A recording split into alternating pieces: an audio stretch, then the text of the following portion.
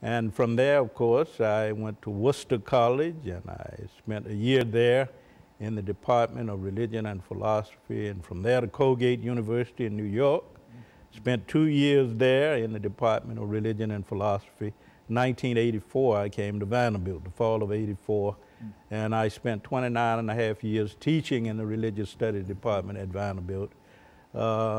For some 40 years now, I've been involved in King Scholarship, scholarship on the life, thought, and activities of Martin Luther King, Jr.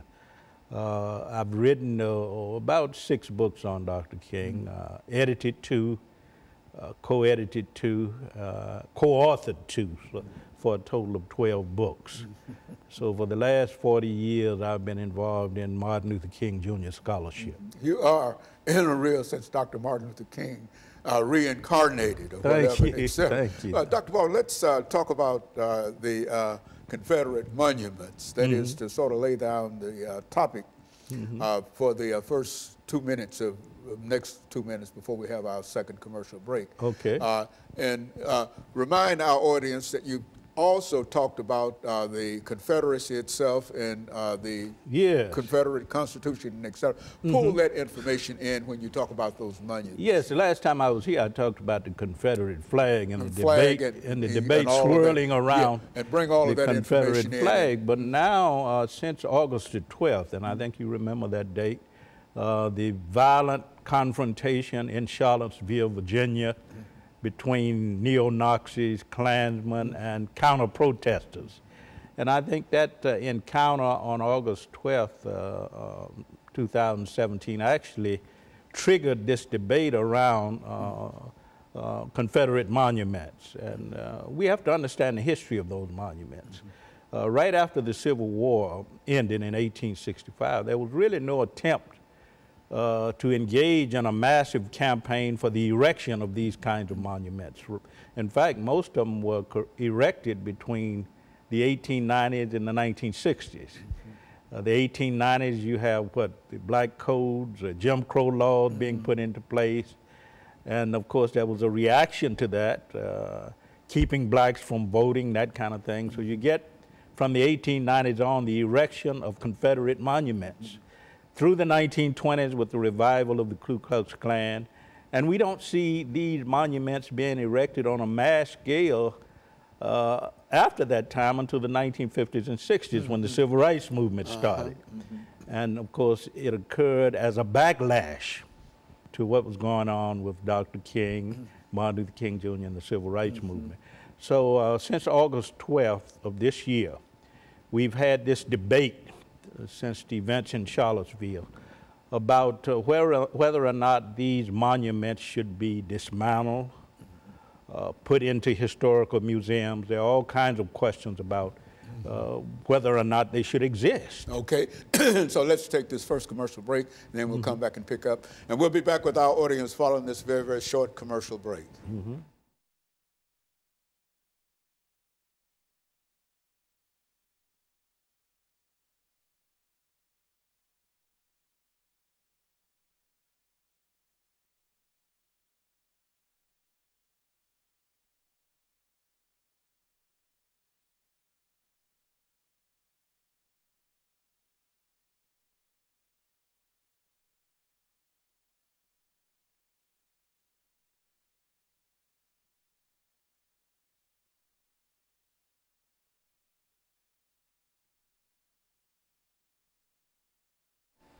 Thank you, and welcome back to the second segment of the show for today.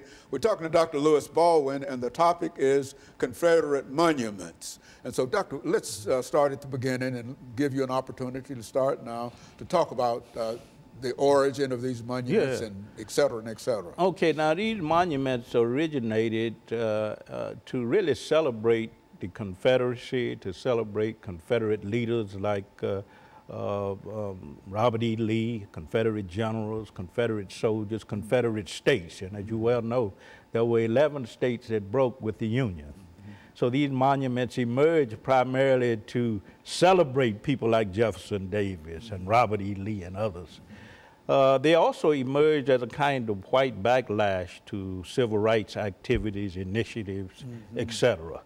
So the argument today, of course, the arguments, I think, run along two lines. First of all, those who are in favor of the preservation of these monuments argue that they represent history. They represent the culture of the past. They represent Southern pride. Because if you look at the location of these monuments, most of them are in the South.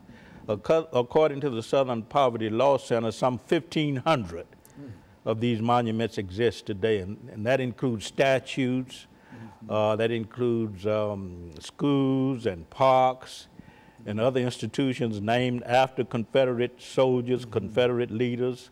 They represent a celebration of certain Confederate states, and most of them are in Virginia and North Carolina and Georgia.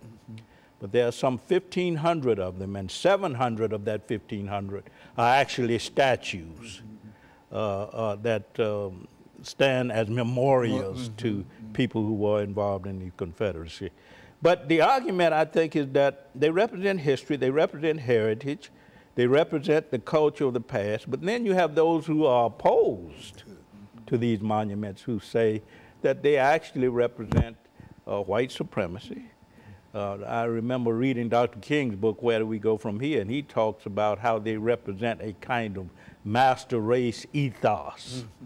There's also the argument that they celebrate slavery and segregation, that they divide the nation. And I think that's the most important argument because, as you well know, we are very much divided as a nation today.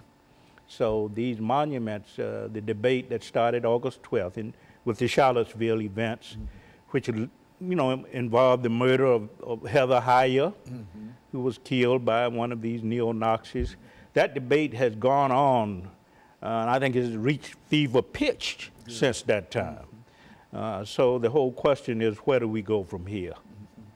And now these monuments, not only do they stand alone, I think you've indicated that, but you also find small statuettes of them located. And there's something in Tennessee. What about the state of Tennessee when we think about these monuments? If you look at Tennessee, I was reading recently an article about Knoxville. You don't find a lot of monuments in Knoxville because we have to understand that East Tennessee remained part of the Union. Okay. It didn't separate from the Union. So you don't find a lot of these monuments in the eastern part of Tennessee. But they are in Tennessee, in the state capitol. You have Nathan Bedford Forrest. There's been a lot of debate recently. I think the Black Caucus in the state legislature has called for the removal of Nathan Bedford Forrest's bust from the state capitol. And of course, the Metro Council has put out a statement against white supremacy. Certain churches, even the Southern Baptist Convention, has put out a statement against white supremacy. So this debate has spilled over, obviously, into Tennessee. And you have the same scenario that you have in other parts of the country with people who stand for these monuments and people who stand against them. And it's almost like the Confederate flag. You just can't get away from it. Exactly. The Confederate flag is very much a part of this debate because it too stands as a symbol of the Confederacy. But my problem is this: the Confederacy died. It was an attempt to establish a separate political nation, and it fizzled out. It didn't succeed. With the defeat of the Confederacy in April 1865 and the surrender of Robert E. Lee to Ulysses S. Grant and the Union forces, we know that the Confederacy died. So why are we celebrating it? The Confederacy was an attempt to divide the United States, not unite us. And I think as long as these monuments stand, these statues, parks and schools and churches and other institutions named after Confederate generals and leaders and soldiers, as long as these monuments stand, they will divide Americans.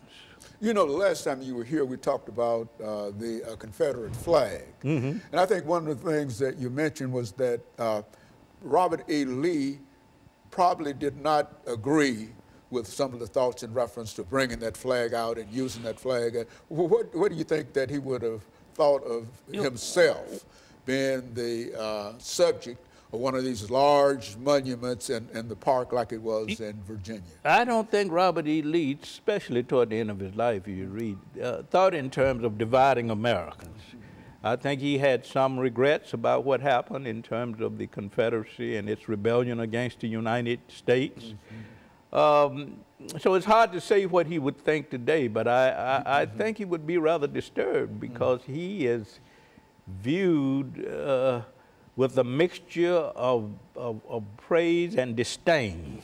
There are those who praise and celebrate him, and there are those who reject his image and who feel that he represented something very dark, to put it that way, in our history. So, you know, not only Robert E. Lee, but others who were involved. Stonewall Jackson, Jefferson Davis, so many others. One wonders what they would think about this controversy, about this debate going on today around Confederate monuments. You mentioned the number in terms, say that again in reference to how prevalent these are throughout the nation. Yes, well, according to the Southern Poverty Law Center, there are roughly 1,500 monuments, statues, streets named after Confederate leaders, etc. But 700 of those are actually statues. Statues themselves. They're statues themselves. And I always think, is it possible for us to actually get rid of these? I don't think so. I don't think so either, because they're so prevalent. Yes, I think so much opposition. There will always be these symbols. In parts of Alabama, certain towns have vowed to not only hold on to the Confederate monuments they have, but to create others. Very good. So let me take this second commercial break, Dr. Baldwin. We'll be back. And we'll be back with our audience following this second commercial break.